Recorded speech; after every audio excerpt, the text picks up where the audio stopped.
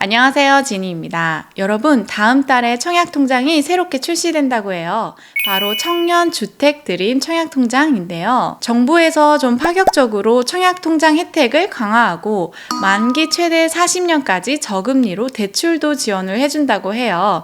오늘 이 통장에 대해서 이야기를 해볼까 합니다. 현재 우리가 가입할 수 있는 청약통장은 주택청약종합저축 그리고 청년우대형 주택청약종합저축이 있어요.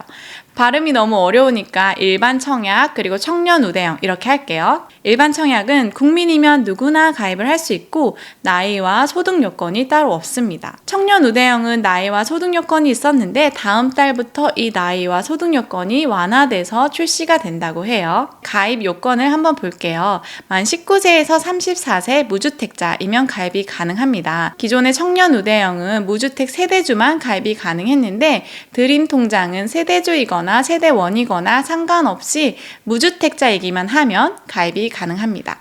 그리고 소득 요건도요. 기존에 3,600만 원에서 5천만 원 이하이면 가입이 가능하도록 바뀌었어요. 이자율도 최대 4.3에서 4.5%까지 늘어났고요. 납입 한도도 50만 원에서 100만 원까지 상향이 되었습니다. 기존의 청년우대형을 가지고 계신 분들은 2월 달에 드림통장이 출시되면서 자동으로 전환돼서 신규가 되고요. 일반 청약통장 가입자분들 중에서 드림통장 가입 요건이 조금 완화돼서 나도 해당이 된다 하시는 분들은 일반 청약통장을 해지하고 드림통장으로 전환 신규해야 돼요. 그럴 경우에 기존부터 해왔던 납입기간, 납입인정 회차, 납입 금액까지 전체 연속적으로 인정을 해준다고 합니다. 그리고 작년부터 가입이 시작됐던 청년 도약계좌 있잖아요. 그게 5년 만기 상품인데 이 5년 만기가 되고 나서 만기 자금을 일시납으로 이 청년 주택드림 통장에 넣을 수 있게 해준다고 합니다. 5년 뒤에 만기가 되고 나서 그 당시에 이제 금융 상황을 보고 일시납을 할지 아니면 다른 상품으로 돈을 굴릴지 결정을 해보면 좋을 것 같고요. 그리고 주택드림 청약통장은 중도 인출을 한번 할 수 있게 해준다고 합니다. 이걸 어떻게 활용을 하냐면요. 우리가 보통 청약에 당첨이 됐을 때 계약금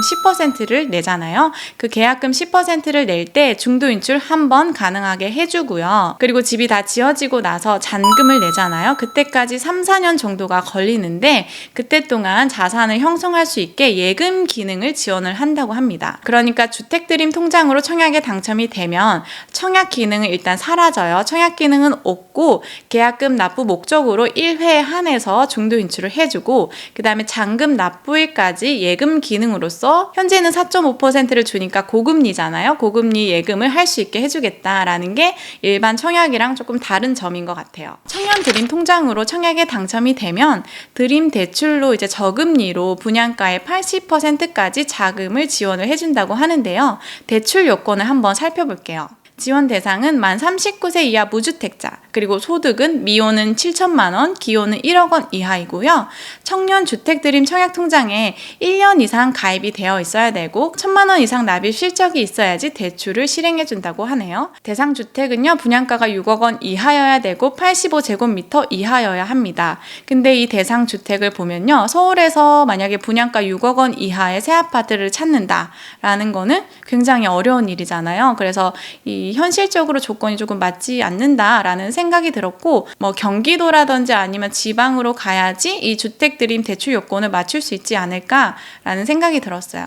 대출 조건은요, 금리가 최저 2.2% 그리고 소득이나 만기별로 차등을 둔다고 하고요. 최대 40년까지 지원을 한다고 합니다. 그래서 일반 주담 때보다 혜택을 강화했다고 합니다. 그리고 주택드림 대출을 이용하고 있는데 결혼이나 출산이 되게 되면요. 결혼은 0.1%, 최초 출산 시 0.5%, 그리고 추가 출산 시 0.2% 금리 우대를 지원한다고 합니다. 작년에 청약통장이 100만 개 이상이 해지가 되었다고 해요. 이 청약통장 가입자 수는 부동산 시장이랑 비슷하게 흘러가기도 하잖아요. 그래서 요즘은 이제 고금리라든지 고분양가 그리고 미분양도 조금씩 나오고 있어서 청약통장이 필요 없어졌다라는 인식이 조금 강해졌던 것 같아요.